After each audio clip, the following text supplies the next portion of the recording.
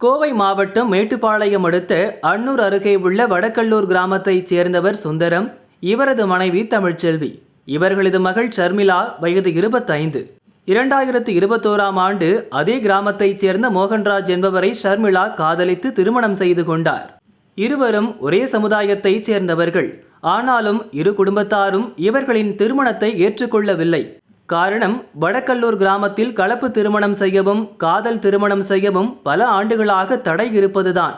யாராவது காதல் திருமணம் செய்தால் அவர்களது குடும்பத்தையும் அந்த குடும்பத்துடன் தொடர்பில் இருக்கும் குடும்பங்களையும் ஊரை விட்டு தள்ளி வைப்பது வழக்கம். கோவில் விழா மற்றும் விசேஷங்களில் அவர்களால் பங்கேற்க முடியாது. அவர்கள் வீட்டில் நடக்கும் சுப துக்க நிகழ்வுகளிலும் யாரும் பங்கேற்க மாட்டார்கள். மோகன்ராஜ் குடும்பம் ஊர் முக்கியஸ்தர்களுடன் நெருங்கிய தொடர்பில் இருப்பதால் அவர்களது குடும்பத்தை மன்னித்து தடையை நீக்கிவிட்டார்கள். ஷர்மிளாவும் மாமனார் வீட்டாரோடு ஐக்கியமாகிவிட்டார். ஆனால் சுந்தரம் குடும்பம் மற்றும் அவருடன் தொடர்பில் இருக்கும் 9 குடும்பங்கள் ஊரை விட்டு ஒதுக்கப்பட்டன. ஊரில் உள்ள 250 குடும்பங்களிடம் மன்னிப்பு கேட்க வேண்டும். அவர்கள் மன்னித்தால் மட்டுமே ஊருக்குள் சேர்த்து கொள்ளப்படுவர் என்ற பழக்கமும் நடைமுறையில் உள்ளது. வீடு வீடாக சென்று மன்னிப்பு கேட்கும்படி சுந்தரத்தை ஊர் முக்கியஸ்தர்கள் வற்புறுத்தியுள்ளதாக கூறப்படுகிறது. சுந்தரம் மன்னிப்பு கேட்ட பிறகும் கிராம மக்கள் அவர் குடும்பத்தை மன்னிக்க முன்வரவில்லை என கூறப்படுகிறது. இதனால் கடந்த 3 ஆண்டுகளாக சுந்தரத்தின் குடும்பம் உள்பட 10 குடும்பங்கள் பல வழிகளில் கஷ்டங்களை அனுபவித்து வந்தனர். சமீபத்தில் ஒருவரது வீட்டில் நடந்த துக்க நிகழ்வுக்கு யாரும் வரவில்லை என கூறப்படுகிறது. அந்த குடும்பங்களுக்கு கிடைக்கும் அடிப்படை வசதிகளையும் கூட தடுக்க முயற்சி நடந்ததால் சென்னை ஹைகோர்ட்டில் சுந்தரம் வழக்கு போட்டார். வழக்கை விசாரித்த ஹைகோர்ட் கோவை கோட்டாட்சியர் மற்றும் அன்னூர் வட்டாட்சியர் ஆகியோர் ஊர் முக்கியஸ்தர்கள் மற்றும் குடும்பங்களை அழைத்து பேச்சுவார்த்தை நடத்தி பிரச்சனைக்கு தீர்வு காண உத்தரவிட்டது. இந்த ஊரில் பார்த்தீங்கன்னா கடந்த ஒரு 20-25 வருஷமாங்க ஒரே சமுதாயத்தை சார்ந்தவர்கள் மற்றும் மாற்று சமுதாயத்தை சார்ந்தவங்களை ஆண்கள் பெண்கள் காதலித்து திருமணம் செஞ்சுட்டா ஊர் விட்டு ஒதுக்கி வச்சு குத்தப்பணம் வாங்குறாங்க. அது எப்படின்னு கேட்டிங்கன்னாங்க, அந்த சம்மந்தப்பட்ட பேரண்ட்ஸை வந்து வீடு வீடாக கூப்பிட சொல்லி குத்தப்பணம் வாங்கிட்டு அதை கையெழுத்து கும்பிட சொல்லிட்டு இருக்காங்க. இது சட்டப்படி தப்புன்னு சொல்லி எடுத்துக்காட்ட வேண்டி நாங்கள் பல கட்டங்களில் காவல்துறை மூலமாகவும் கோர்ட்டு மூலமாகவும் கேஸ் ஃபைல் பண்ணி மூவ் பண்ணிகிட்ருக்குறோங்க. இதுக்கிடையில் பார்த்தீங்கன்னாங்க பல கட்ட விசாரணைகளையும் வந்து இது வந்து சட்டப்படி செய்யக்கூடாதுன்னு சொல்லி காவல்துறை மூலமாக அறிவுறுத்துகிறாங்க. மேற்படி நபர்கள் ஒரு 7-8 மேலே பெட்டிஷன் கொடுத்துருக்குறாங்க. அவங்க தொடர்ந்து இந்த செயலில் ஈடுபட்டே தான் வர்றாங்க.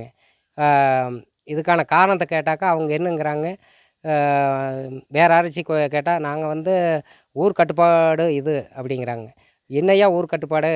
உடன்கட்டை ஏறுதல் நடைமுறை பழங்காலத்தில் இருந்துச்சு, அதெல்லாம் சட்ட ரீதியாகப்பட்டு தவறுன்னு சொல்லி மாற்றியாச்சுல்ல. நீங்கள் இதை வந்து இந்த வழக்கை தொடமானுங்கிறீங்க, இது சட்டப்படி தப்புன்னு சொல்லி பலதரப்பட்ட அதிகாரி மட்டங்களில் எடுத்து கூறியும் அவங்க வந்து அவங்க நிலைப்பாட்டை மாற்றிக்காமல் தொடர்ந்து கட்ட பஞ்சாயத்து செஞ்சுட்டு ஒவ்வொரு குடும்பத்தையும் கேவலப்படுத்திகிட்டே தான் வர்றாங்க. குறிப்பாக என்னோடய பொண்ணு லவ் மேரேஜ் பண்ணது தவறுன்னு சொல்லிட்டுங்க ஒரே சமுதாயத்தை மேரேஜ் பண்ணிக்குதுங்க.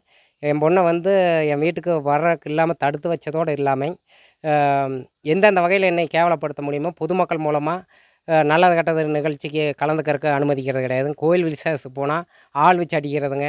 போலீஸ் பாதுகாப்பே போட்டாலும் போலீஸ் பாதுகாப்பு முடிஞ்சதும் போலீஸ் பாதுகாப்பு இருக்கிற அன்றைக்கி பிரச்சனை பண்ணுறது கிடையாது.